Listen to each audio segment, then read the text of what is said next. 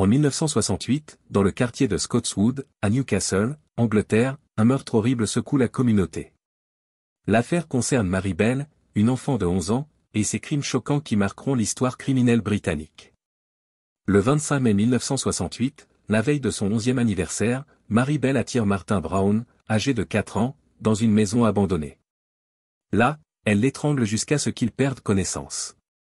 Les autorités trouvent le corps de Martin le lendemain, mais sans signe de lutte, la mort est d'abord attribuée à une cause accidentelle.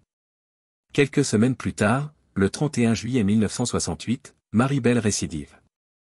Cette fois, elle persuade Brian, âgé de 3 ans, de la suivre dans un terrain vague. Avec son amie Norma Bell, sans lien de parenté, Mary attaque Brian, l'étrangle et utilise une paire de ciseaux pour mutiler son corps. Elle grave un « M » sur son ventre et coupe ses cheveux et ses organes génitaux. Le corps de Brian est découvert plus tard ce jour-là, et les mutilations indiquent clairement qu'il s'agit d'un meurtre. La police interroge Mary et Norma. Mary affiche un comportement étrange, plaisantant et ne montrant aucun remords.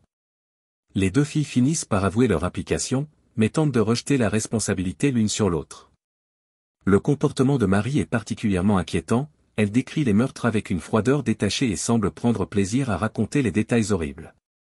Le procès de Mary Bell commence en décembre 1968. Les témoignages révèlent que Mary avait une enfance troublée. Sa mère, prostituée, la maltraitait physiquement et émotionnellement. Mary avait été exposée à des situations traumatisantes dès son plus jeune âge, développant des comportements violents et perturbés. Les experts en psychologie diagnostiquent chez Mary un trouble de la personnalité.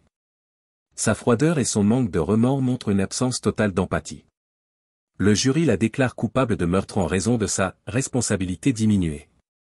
Mary Bell est condamnée à la détention à durée indéterminée.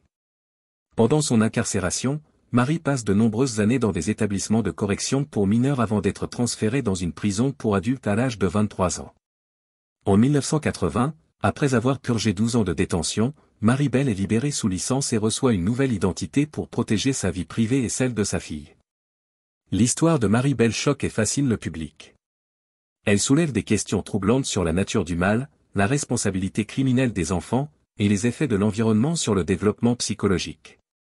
Les meurtres de Martin Brown et Brian restent gravés dans les mémoires comme des exemples poignants de l'innocence brisée et de l'horreur indicible qui peut résider même dans le cœur d'un enfant. Le cas de Mary Bell continue d'être étudié et débattu, illustrant les sombres recoins de l'esprit humain et les terribles conséquences de la négligence et de la maltraitance. Les cicatrices laissées par ces crimes rappellent aux générations futures l'importance de protéger les enfants et de prévenir les tragédies similaires.